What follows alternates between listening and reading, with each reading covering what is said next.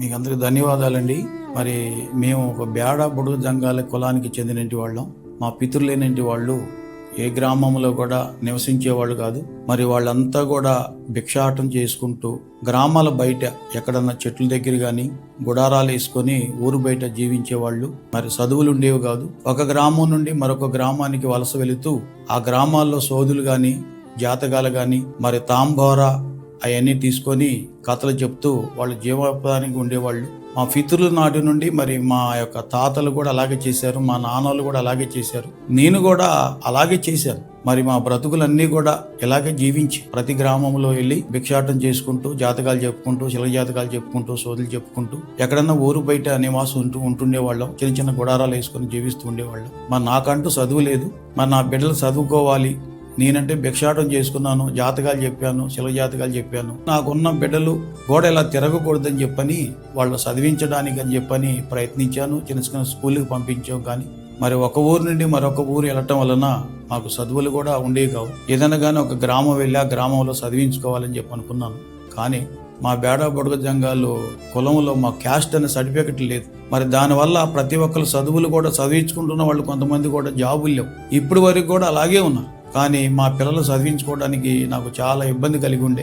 మరి నాకు చదువు లేదు, అదే ప్రకారంగా జాబులు లేవు, వ్యవసాయం లేదు, పొలాలు లేవు. ఈ రోజు వరకు మాకు ఇల్లు స్థలం కూడా లేదంటే అది అద్దెగుండి పిల్లలను చదివించుకోవాలని చెప్పని గవర్నమెంట్ స్కూల్లో వేసి చదివించుకుంటున్నాం. ఆ చదువులు అయిపోయిన తర్వాత పై చదువులకు వెళ్ళాలని చెప్పంటే మరి మా దగ్గర డబ్బు అనేది లేక పిల్లలను చదివించుకునే ఆ సామెత మాకు అర్హత లేక ఏం చేయాలో తెలియని పరిస్థితిలో మేము ఉన్నాం. గవర్నమెంట్ నుండి మాకు ఎటువంటి సాయం రావాలన్నా మొదటగా కుల క్యాస్ట్ సర్టిఫికేట్ అడుగుతున్నారు. అది లేని కారణం వల్ల మేము పిల్లలను చదివించుకోవడం కూడా చాలా ఇబ్బంది కలుగుతూ ఉంది.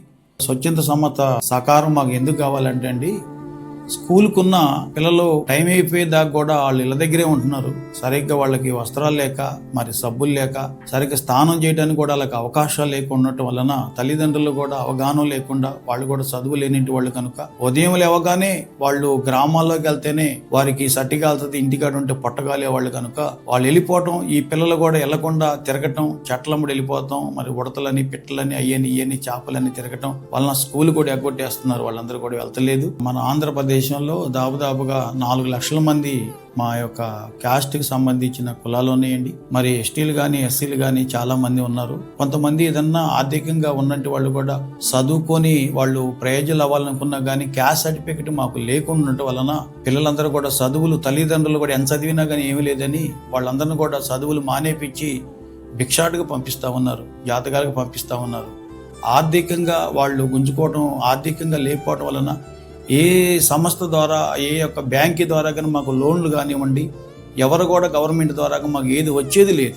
కారణం సర్టిఫికెట్ లేకుండా ఉండటం వలన. కనుక ఆకలి బాధలతో బిడ్డలందరూ కూడా ఏం చేస్తారని చెప్పంటే ఈ పరిస్థితుల్లో కూడా ఏది లేకుండా పిల్లల చదువులు మానేపించి వాళ్ళు మా పితరులు ఏదైతే ఆచారంగా తిరుగుతున్న అలవాట్లు ఉన్నాయో, ఒత్తులు ఉన్నాయో వాటికే పంపిస్తూ ఉన్నారు, చేస్తూ ఉన్నారు. మరి జోషి మేడం గారు అని విజయవాడలో ఉంటారు, అక్కగారు. వారు ఫోన్ నెంబర్ మాకు దొరికితే ఆమె కూడా చాలా మంది మాలాంటి వెనకబడిన కులాలని, ఎస్టీలని, ఎస్సీలని ఇలా మా బెడగ జంగాలు చాలా మందిని కూడా ఆదరించి వాళ్ళ పిల్లల చదువులకి మరి కొంచెం హెల్ప్ చేస్తున్నారు, సహాయం చేస్తున్నారు అని తెలుసుకొని నేను మాది నగరం రేపల దగ్గర ఉండదండి.